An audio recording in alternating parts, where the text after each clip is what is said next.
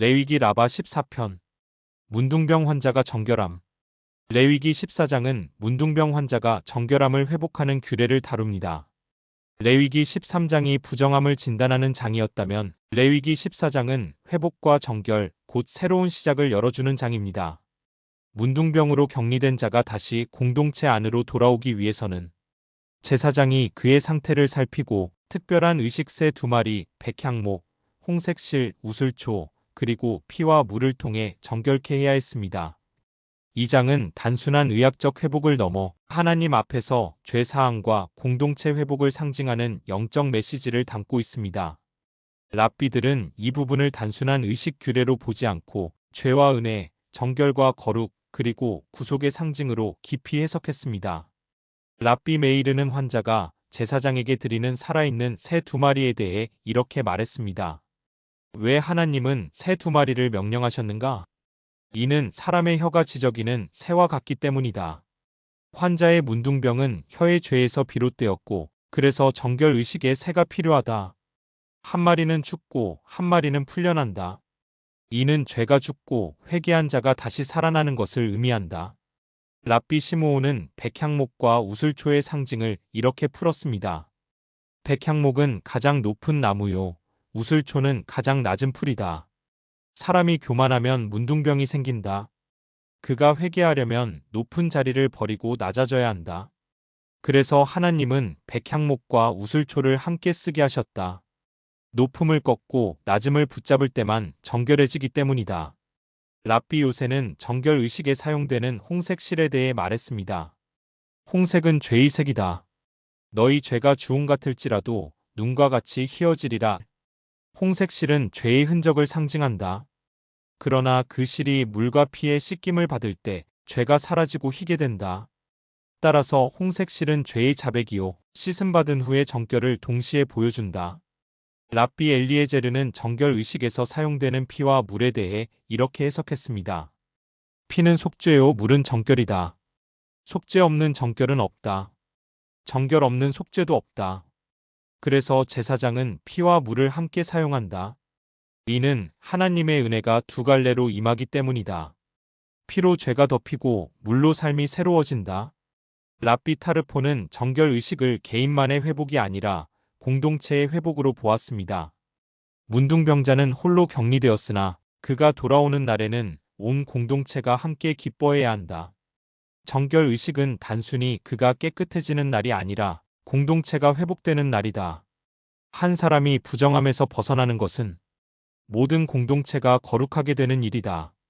레위기 14장의 정결 의식은 풍성한 상징으로 가득합니다.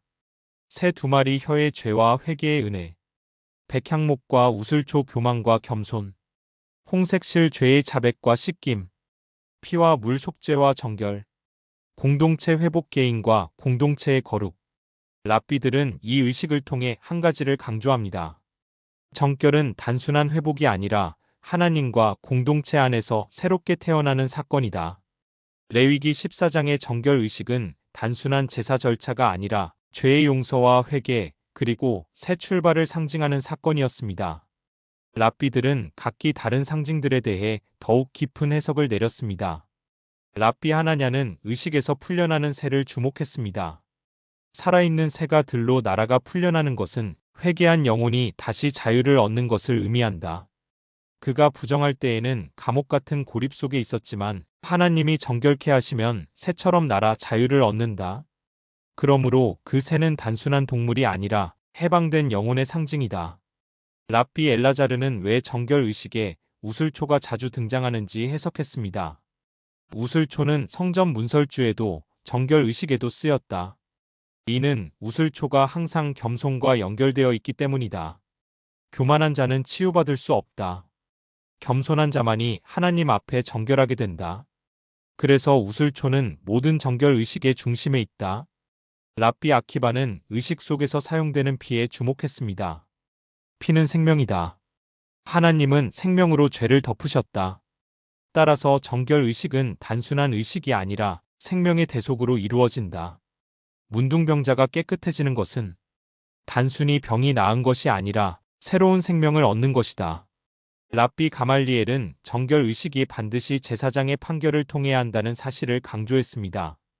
하나님은 아무도 스스로를 깨끗하다 말하지 못하게 하셨다. 제사장이 선포해야 한다. 이는 율법이 회개의 과정을 규정하기 때문이다. 사람은 자기 눈으로 나는 깨끗하다고 말하고 싶어 하지만 하나님은 반드시 공동체와 제사장의 판결을 통해서만 정결을 인정하신다. 왜냐하면 죄는 언제나 공동체 앞에서 드러나야 하기 때문이다. 랍비 요새는 정결 의식 이후 환자가 진영으로 돌아오는 순간을 이렇게 해석했습니다. 그가 돌아오는 날은 마치 아들이 집으로 돌아오는 날과 같다. 그의 가족과 공동체는 그를 맞이하며 기뻐한다.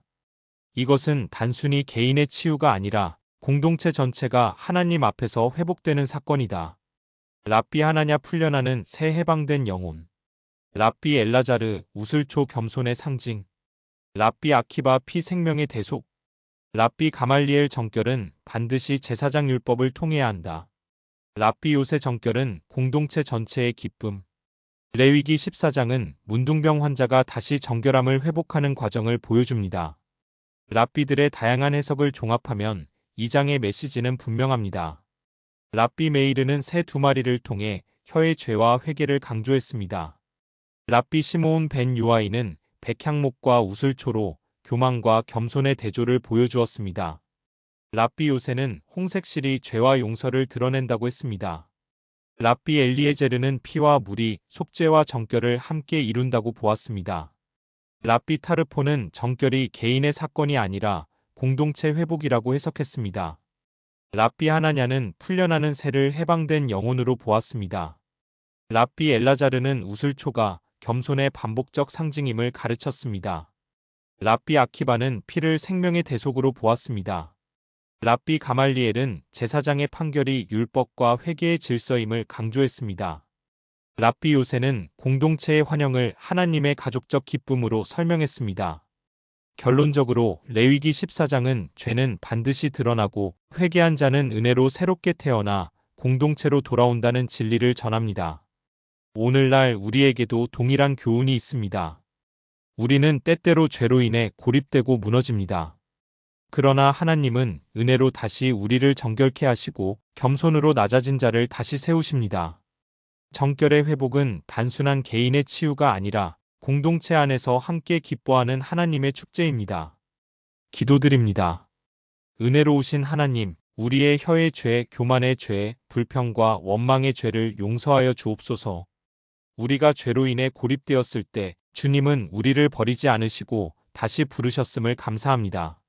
새처럼 자유케 하시고 홍색 같은 죄를 씻어 희게 하시며 피와 물로 우리를 새롭게 하신 주님을 찬양합니다. 주님, 우리의 회복이 개인의 기쁨으로 끝나지 않게 하시고 공동체 안에서 함께 누리는 은혜가 되게 하옵소서. 오늘도 우리를 거룩하게 하시는 예수 그리스도의 이름으로 기도드립니다. 아멘. 사랑하는 여러분, 혹시 마음에 아직 치유되지 않은 상처가 있으십니까? 혹은 스스로를 격리된 자처럼 느끼고 계십니까? 하나님은 오늘도 여러분을 다시 부르십니다. 겸손으로 낮아진 자에게 정결을 주시고 은혜로 회복된 자를 공동체로 돌려보내십니다. 오늘 하루 여러분의 영혼이 새처럼 자유롭게 날아오르며 하나님의 은혜 안에서 새롭게 시작하시기를 축복합니다.